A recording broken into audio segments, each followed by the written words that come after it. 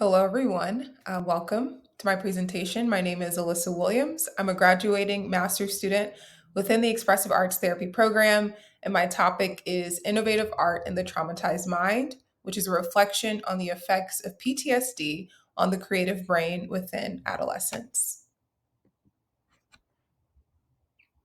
I would invite you all to ground yourselves into your present space and take a collective breath with me. Right. So breathe in.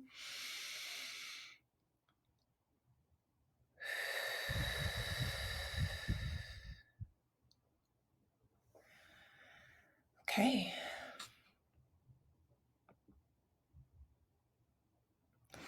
So the flow for today's presentation is as follows. First, I'll give a brief about me. I'll then share learning objectives, introduction of the topic, move into core concepts, the treatment narrative, any critical research, philosophies, or theories, and at the end is a self-reflection and conclusion.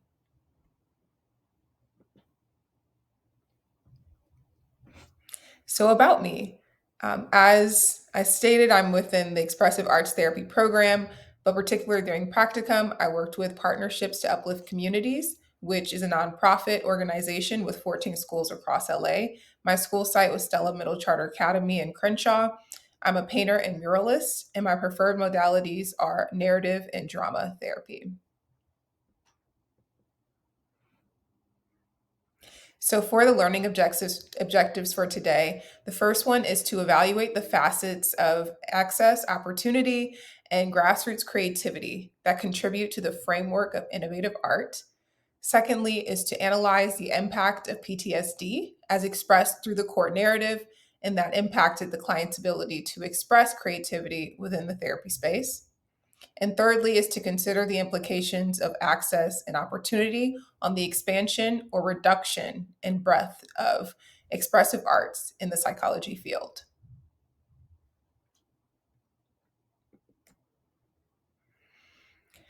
Okay, so for the introduction of my topic, so I have two figures shown here, which are collaborative paintings done by Jean-Michel Basquiat and Andy Warhol. So I want you all to take a moment just to observe.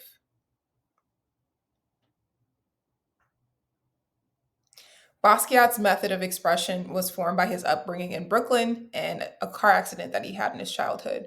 Warhol's method was similarly influenced by his physical ailments, surgeries, and mental traumas that occurred throughout his life. And once Basquiat was quoted saying that he wanted to make paintings that look as if they were made by a child. Well, what did you notice in these figures? Basquiat's art became known for being simple in figure yet complex in color. Warhol's art became known for its layered complexities of mixed media patterns and varied colors of pop art. I have interpreted this child of Basquiat's reflection to be the grassroots of creativity, expression in its primitive form. And so, through that, creative expression has given room to a varied artists to have space due to those like Warhol providing access and opportunity. And so, how does access, opportunity, and grassroots creativity affect the expressive arts therapy field?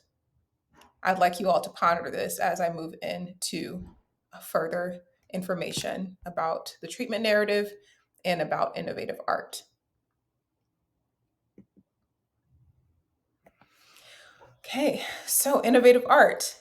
It's a childlike, visual, tactile piece created during the trauma healing process.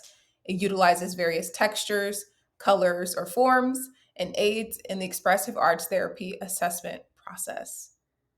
So here I have three different pieces of artwork that were created by three different clients in the process of trauma healing. So the first is a mixed textured piece, which was made from therapy putty that was soft and firm. And this was created during an in-depth reflection on the client's mother-daughter relationship. The second figure I have in the middle is a creation through AI from a bilingual client who preferred nonverbal expression. And so this represented her present mood of colored clouds being bullying, a mixture of emotions of happy and sad, and also reflection on her self identity. And the third figure here is created by a client diagnosed with ADHD who was super intensely focused on this creation, but did it as a reconstruction of a Starbucks cup representing the Tefiti figure from the Moana movie. And so she was really adamant on using this cup and expressing herself in this way. And so these are some examples of innovative art before we get into the narrative. Okay, so for these core concepts, so the first part I have here listed is childlike art. And so, childlike art within innovative art is a reflection on inner child healing, balance, order, and spontaneity, and the open ended interpretation of art within the expressive arts assessment process. The visual processing concept within innovative art is the reflection on how complex trauma or PTSD impacts creative processes, particularly the integration of color, texture, form, self-protection, self-protective and contained measures of creating. And so imagine wanting to create in one particular space or using one particular color. And then the last here I have is interventions for PTSD as a reflection on some of the most impactful techniques that worked with this particular client, which was sand tray and then drama and narrative therapy.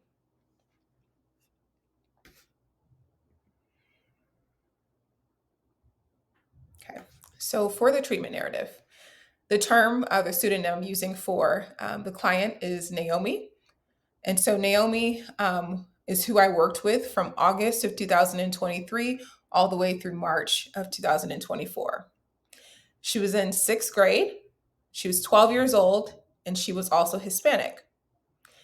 Some of her strengths included intuitiveness, thoughtfulness, boundary setting, and this boundary setting was particular to the time constraints and activities that we would do within the therapeutic container. She was very adamant about only needing 35 minutes for the first 5 to 6 sessions, and then also would reject certain expressive arts drawing practices I would like to implement, or maybe mindful coloring. She would push that away and decide to move towards other activities and felt boldly in that.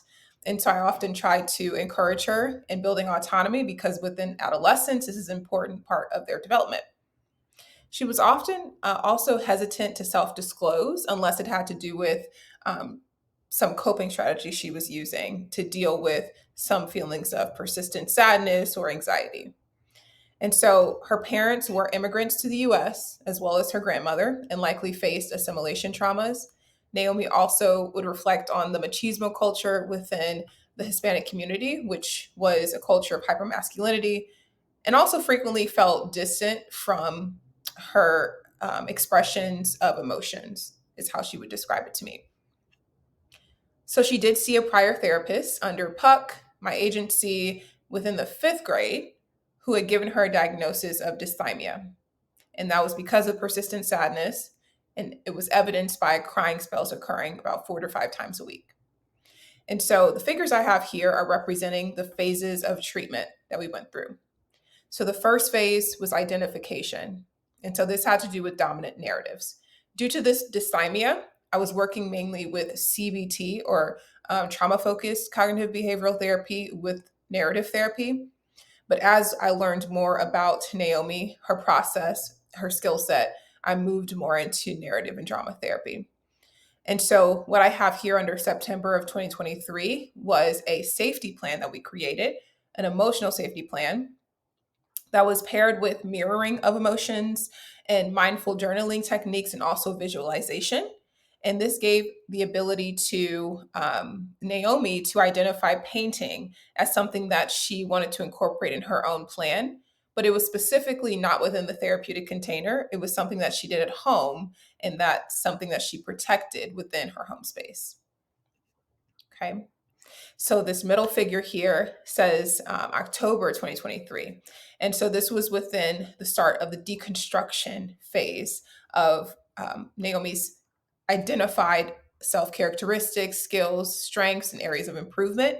And this was originally the cognitive restructuring aspect of CBT or TFCBT. And so within this was important because we did a affirmation card creation. And that was something that allowed her to identify things like being loyal, being kind, and also being honest, supportive of friends, which led into a very significant turning point within our therapeutic relationship because in November 2023, during deconstruction, we utilized sand tray for the first time. And so sand tray wasn't used before because I didn't have the physical materials. We only would use the online sand tray, which provided too much distance from her or for her from her emotions and what she was presently feeling. So as we started the sand tray, some observations that were made were that she didn't play in the sand. She was very quick to select figures, probably within like 3 to 5 minutes of me giving her the materials. And also, she was utilizing putty on the side while discussing and disclosing what she had shared in the sand tray. And so the sand tray is a reflection of her family. She has a younger sister and her two parents. She put a car, a headstone, some fries, and a wine bottle in the sand tray. The wine bottle is specifically next to her father, and she then went on to disclose an instance of physical aggression that was occurring from her father's alcoholism, which then led to signs of PTSD, being made aware through dissociative amnesia or vague language about the incident, being things like, I could have fallen or I may have fallen and hit my head, but never very clear.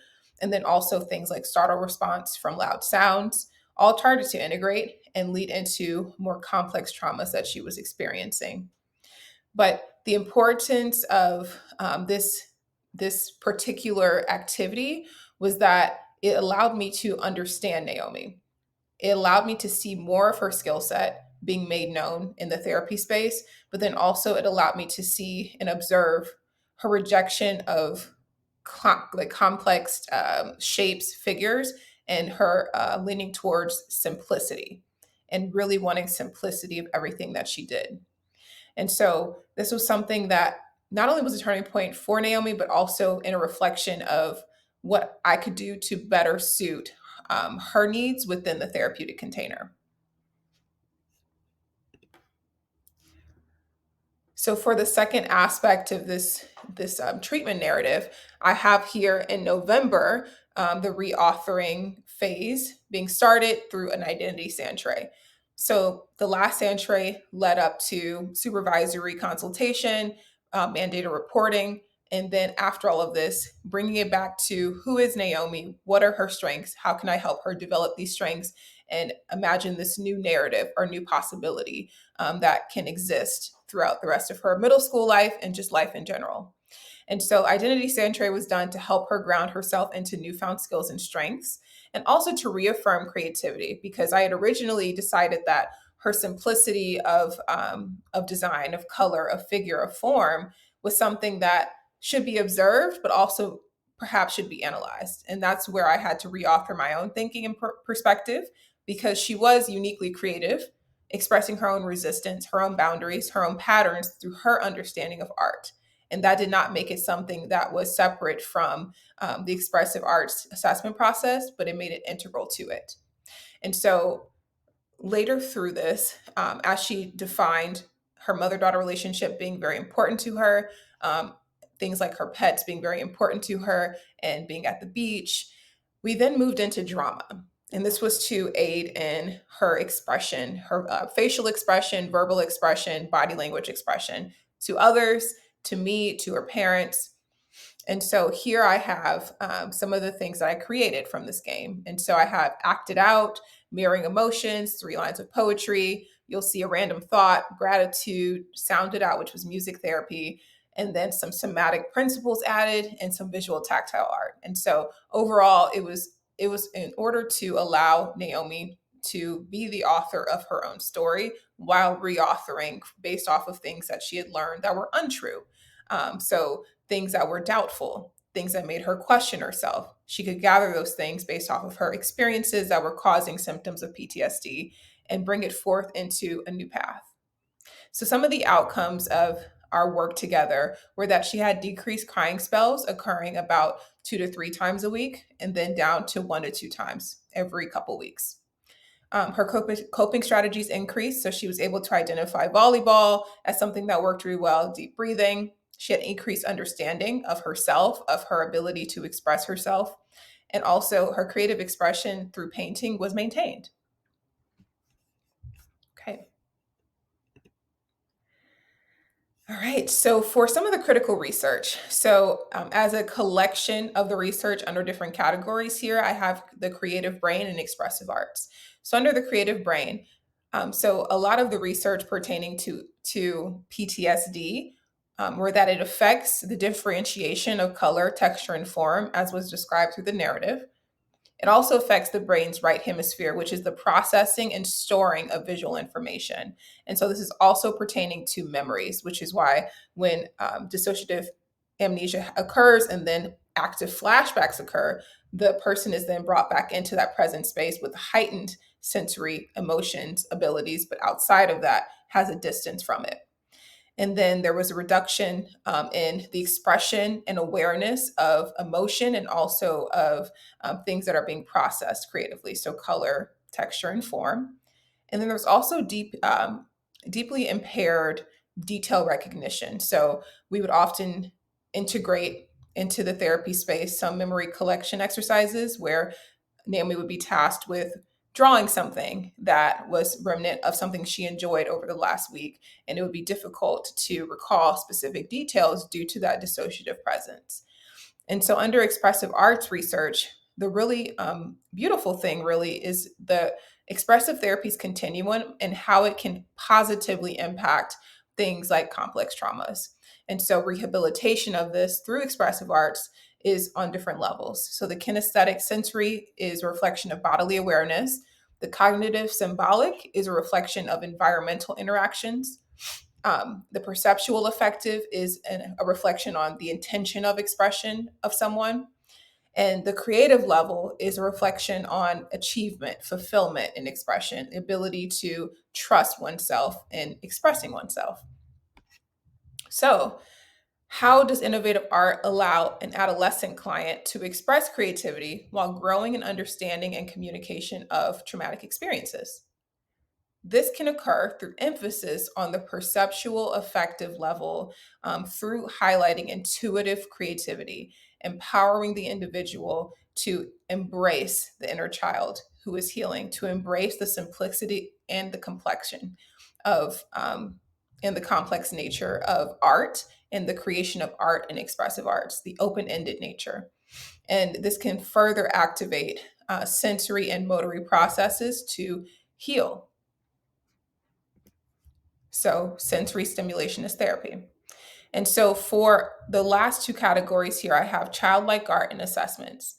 So, the research pertaining to childlike art is the reflection of nonverbal drama and music therapies as beneficial for clients with PTSD, aesthetic distance created from trauma narratives as being healing through narrative therapy, and emotional recognition as something that is positively increased through the ability to express without limitation.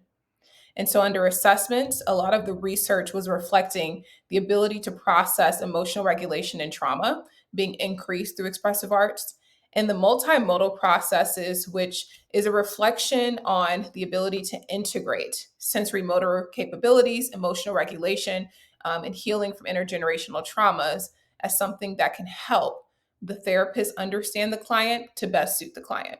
And so, this is all indeed a reflection on cultural awareness, developmental stage for the client, and cognitive ability. And as a reflection, I have three figures that represent stages of my own learning journey.